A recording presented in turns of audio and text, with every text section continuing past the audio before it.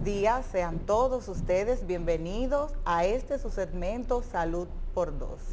Hoy, señores, una entrega súper interesante para todos nuestros televidentes. O sea, hoy vamos a tener por aquí dos invitadas de oro. Son mujeres que nosotros hemos visto a través de su desarrollo, de su carrera. Y cabe mencionar, Josué, que podemos dar fe y testimonio, que avalamos la calidad de los profesionales que nos visitan hoy. ¿Quiénes son esas mujeres? Así es. Buenos días para todos. Gracias a ustedes por compartir una vez más con nosotros en esta mañana, el doctor Josué Pichardo y la doctora Aide. Y como dice la doctora Aide Gómez, hoy tenemos un plato fuerte porque nos hemos acompañado de dos mujeres espectaculares, porque además de amigas, de ser buenas profesionales, son las pediatras de nuestros hijos. Sí. Se trata de la doctora Nubia Sanabria, quien es pediatra neonatóloga, y la doctora Ana Pérez, que además es pediatra, neonatóloga, perinatóloga intensivista. O sea que bienvenida, doctora Nubia Sanabria, bienvenida. Muchas gracias, Josué y Belice, por esta oportunidad. Doctora Ana Pérez. Muy buenos días, muchas gracias, un placer de estar aquí compartiendo con ustedes. Señores, y hoy, discúlpame, hoy vamos a hablar, recuerden que la semana pasada hablamos de hipertensión, cuáles eran los trastornos hipertensivos del embarazo que podían llevar a una complicación. Miren cómo cae este tema como de la mano, porque hoy vamos a hablar entonces justamente de prematuridad. Vamos a hablar con estas dos hermosas galenas de qué pasa con esos niños que nacen antes de tiempo, prematuros. ¿Yeah? Antes de entrar en esa materia, Josué, yo tengo una reflexión bíblica que se encuentra en el libro de Josué, el capítulo 1, el verso 6. Oigan cómo dice: esfuérzate y sé valiente. Y como dice Josué, todo se aplica hoy, porque para hablar de prematuridad hay que ser valiente a esas madres. Y este programa hoy va dedicado a esas madres de esos bebés prematuros.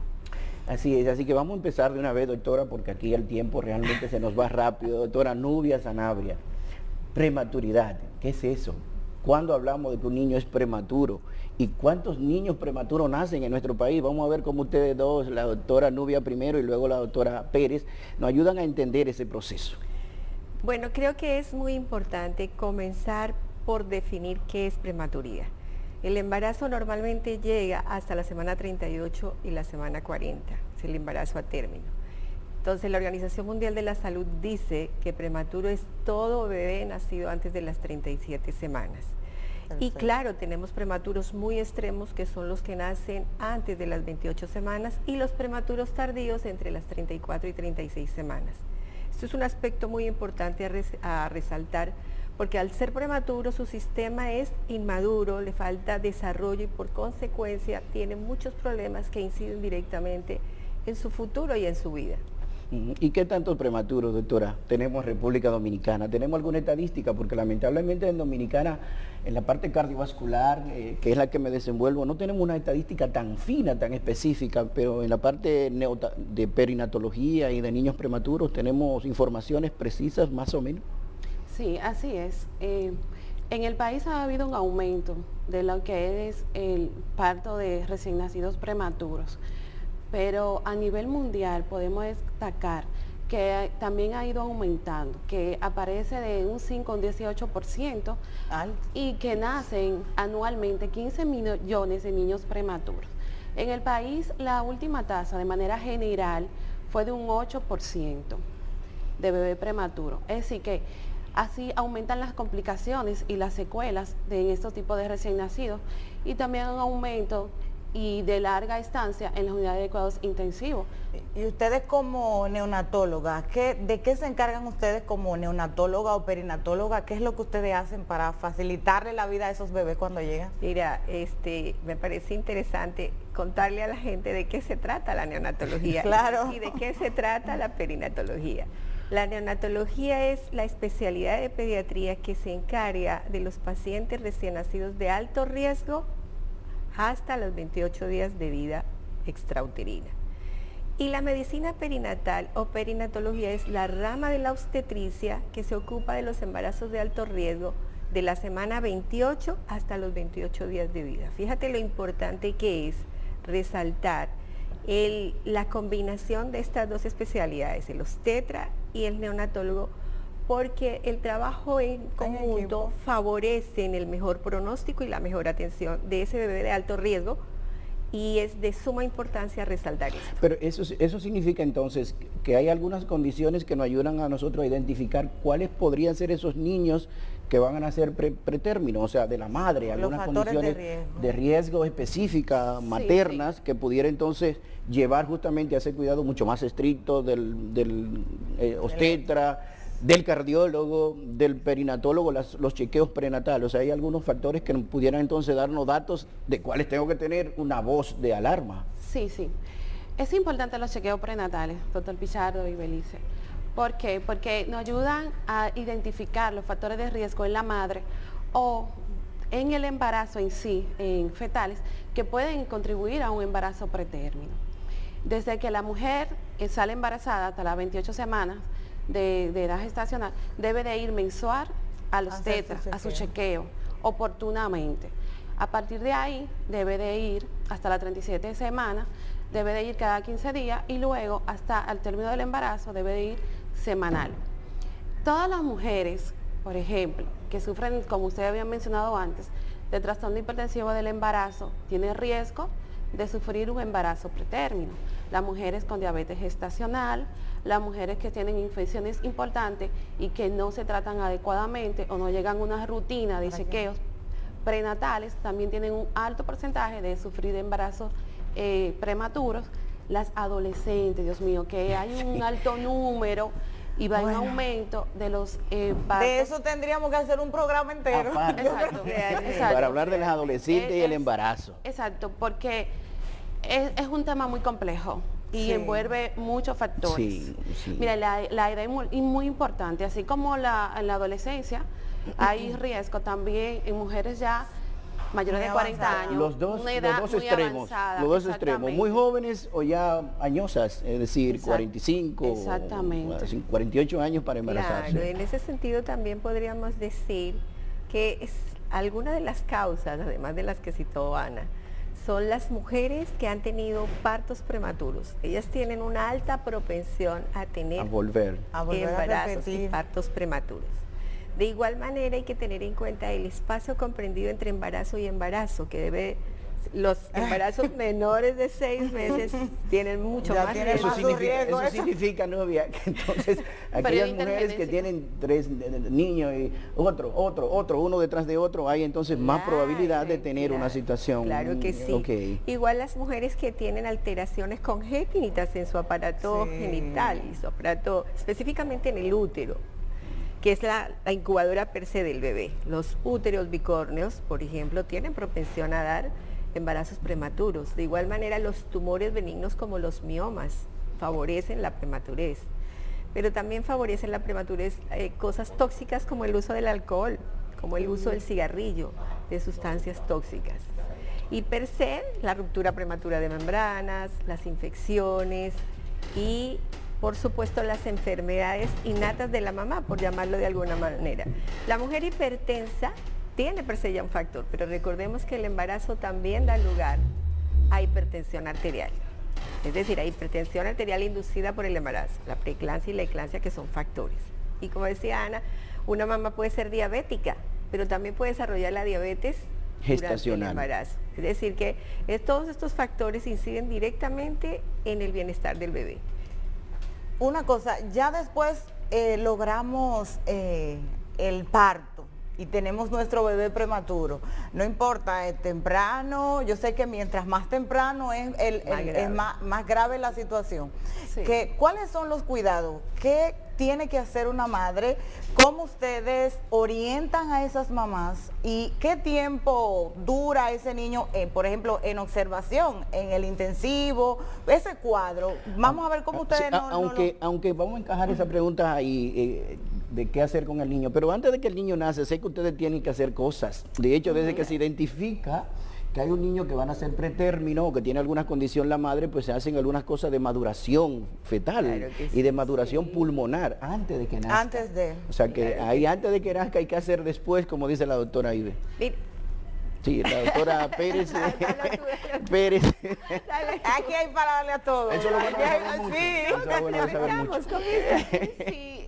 Bueno, ustedes saben muy bien que mientras más prematuro el bebé, más tiempo va a durar en la unidad de cuidados intensivos. Exacto. Más podrían ser las complicaciones, más podrían ser las secuelas. Pero durante el embarazo existen lo que son los inductores de madurez pulmonar, que son los corticosteroides que han venido a revolucionar todo y a dar mejor sobrevida a estos recién nacidos. Entonces, cuando los bebés nacen, ya sabemos que tienen todo su cuerpecito, órganos inmaduros, como comentó la doctora Sanabria. Utilizamos lo que es el surfactante, que es una sustancia exógena, ¿verdad? Que es una sustancia tensoactiva que ayuda al pulmón del bebé a mantener una buena ventilación, para que la población me entienda. Porque regularmente esos pacientes van a ventilación mecánica, a un respirador. Sí. Y dependiendo cómo va la evolución del bebé, es el tiempo y la estancia allí.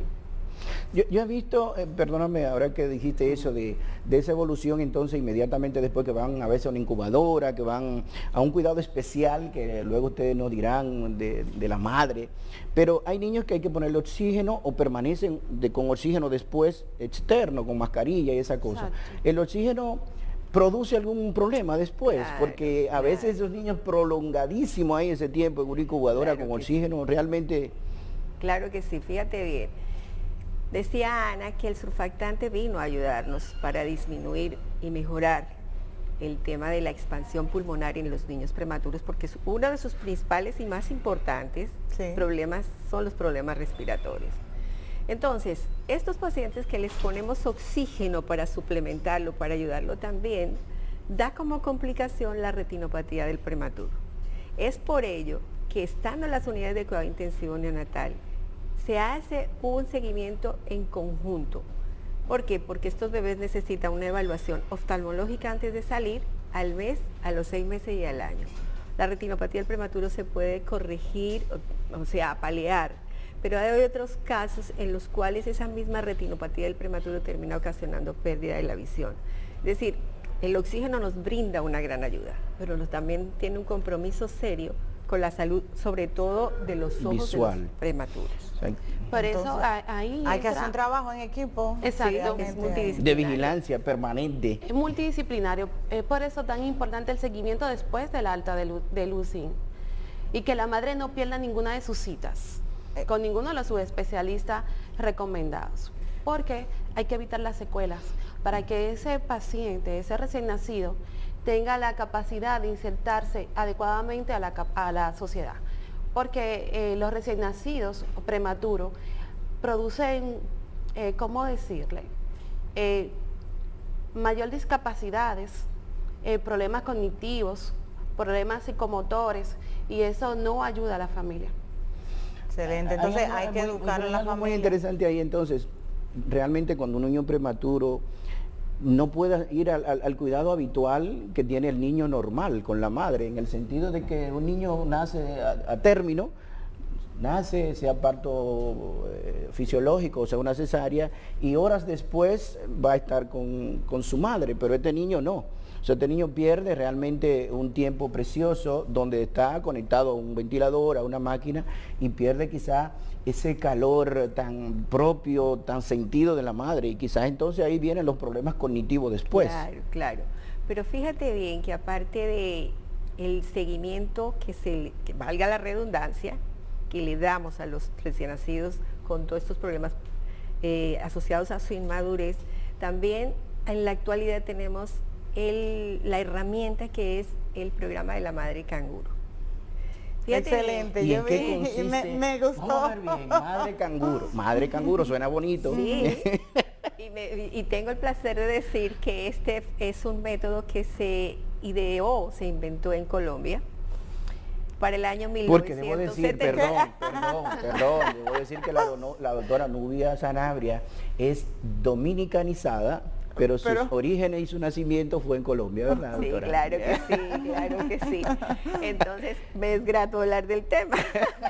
Entonces, les digo, para el año 1970, el doctor Eric Rojas Sanabria se ideó este método que consistía en calentar a los bebés. ¿Pero por qué se hizo esto? Porque había una gran cantidad de prematuros, había poca asistencia de enfermería, y había pocas unidades de cuidado intensivo. Entonces, ¿qué logró él?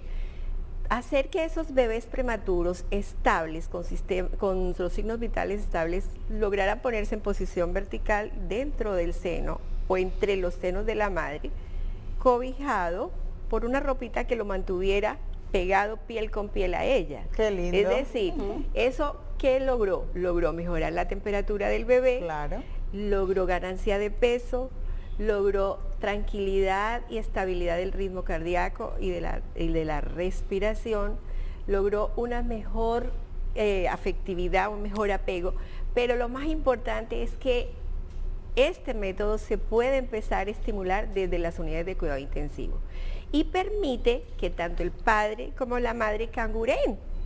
Mira Por qué ejemplo, bien. Mira qué bien. Ana lo ha incentivado en la unidad de cuidado intensivo del policlínico y en su lugar de trabajo, o sea, tiene mucha experiencia en eso. Nosotros aquí en República Dominicana tenemos ese programa en la mayoría de las maternidades, en la maternidad de Florencia Nuestra Los Mina. Señora de la Altagracia, en Los Mina y en la mayoría de los hospitales que, pues, gracias a Dios tenemos, porque eso favorece el bienestar de los pacientes. Es decir, que el método Madre Canguro es una de las herramientas ideales para incentivar ese afecto. Recordemos que criar es amar, es cuidar, es proteger, es dar seguridad.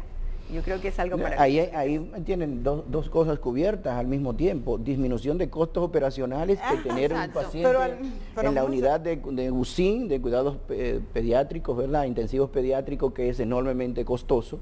Y si tú logras disminuir esa estancia, esa estadía en la unidad, y además de eso un beneficio propio, adicional, que ese calor humano, esa empatía hijo-madre, pues yo entiendo que ahí tienen un doble beneficio enorme, doctora? Y en Es como la incubadora. Y en ese orden puede Natural. también hablarse de lo que es la lactancia. La Claro. lactancia Exacto. en el niño prematuro. Porque Favorece muchísimo, porque mientras la mamá lo tiene en posición rana, que así es como le llamamos. En posición rana. Sí, porque es piel con piel. El bebé se mantiene desnudito entre los senos de la madre, como dijo la doctora Sanabria, en posición rana, porque los pies se mantienen separados, pero están articulados sobre sus rodillitas, las piernas. Entonces solamente el gorrito, y la mamá solamente tiene que ponerlo hacia un lado cuando va a lactarlo. Cuando están dentro todavía de la unidad de cuidados intensivos, se puede iniciar, si el paciente se mantiene estable, lo que es la posición canguro, y la mamá iniciar inmediatamente, si el bebé puede alimentarse, comenzar a administrarle leche materna, ya sea por succión, si el paciente se mantiene estable, o ya sea ya porque la madre se ordeñe y se lo dé por vasito o con jeringuillas. Es muy beneficioso. La leche materna del prematuro es muy diferente a un recién nacido a término. ¿Por qué?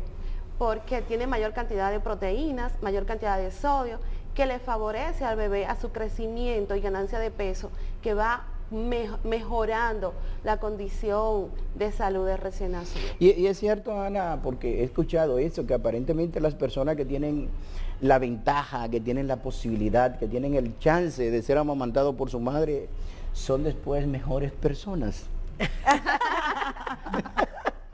¡Qué gancho! Son mejores personas después. Para yo preguntarle a mi madre cuánto tiempo duré. A ti te dieron 5 años. Bueno, déjeme decirle ahí te va que con los dientes y pegado. el nivel cognitivo es mucho mejor, aunque no hay algo demostrado. Hay estudios que relacionan que amamantado con fórmula es lo mismo, pero definitivamente en la práctica vemos que el bebé se enferma menos y la mamá le administra los anticuerpos que le ayuda a protegerse contra enfermedades. Acuérdense que así como sus órganos son inmaduritos, son chiquititos, el sistema inmune tampoco tiene la capacidad de defensa adecuada. Y entonces la leche materna viene ayudando a esos recién nacidos a mejorar el sistema inmune también. Es decir, que es bueno por todos lados. Y en el tema de la leche materna, ¿qué importancia tiene la alimentación en la madre? ¿Hay algunas cosas que ustedes les indican, vamos a comer esto, vamos a comer aquello, o el organismo se encarga de hacerlo solo? El organismo se encarga de hacerlo solo y la recomendación para las mamás es aliméntense bien, una de las recomendaciones. Exacto. Durante el embarazo para poder tener un mejor bebé, entre comillas, o sea, un bebé adecuado, es que tenga una excelente alimentación y no tiene una dieta específica, es lo que ella se acostumbra, lo que acostumbra. Aunque Nuria, ahí hay algo que quizás no sea decirle qué comer, pero sí qué no hacer algunas madres. Exacto. Claro, ¿Qué no hacer exacto. algunas madres? Porque tengo la experiencia como cardiólogo que cuando la mujer tiene un trastorno hipertensivo del embarazo que necesita ser medicada, cuando da a luz, a veces la abuela, la suegra, le quiere dar mucha sopa salada, mucha Sí. sopa de cole bacalao, mucha sal y que para que dé más leche. Y eso es lo que hace que Ay, me es sube un la mito, presión. eso es un mito, Josué, hay que Eso me desmontar sube eso la también. presión y eso es lo primero que Es le un diga. mito. Quíteme la sopa Sal. de cole bacalao del medio. que Porque eso está no cargada va. de sal. Claro. Doctor, no hay Claro. restricción de dieta. La madre debe comer absolutamente todo. Lo que ella todo, quiera. Lo que ella quiera comer. Claro, no puede tomar alcohol, como ya habíamos mencionado. Claro. Que el café disminuirlo un poquito, pero la madre debe de comer absolutamente todo.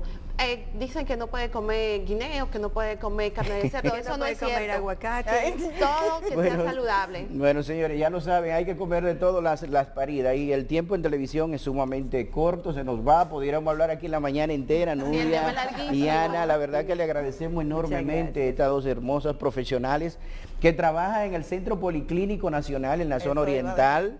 Bien, pueden conseguirla Las dos. en los diferentes horarios, una está en la mañana, otra está en la tarde, pero siempre la conseguirá en el Centro Policlínico Nacional en la zona oriental. Así que gracias, la verdad infinita, por compartir con nosotros todas estas informaciones y sé que Ibe también, porque le dije inicialmente, son las pediatras de nuestros hijos. Claro, claro.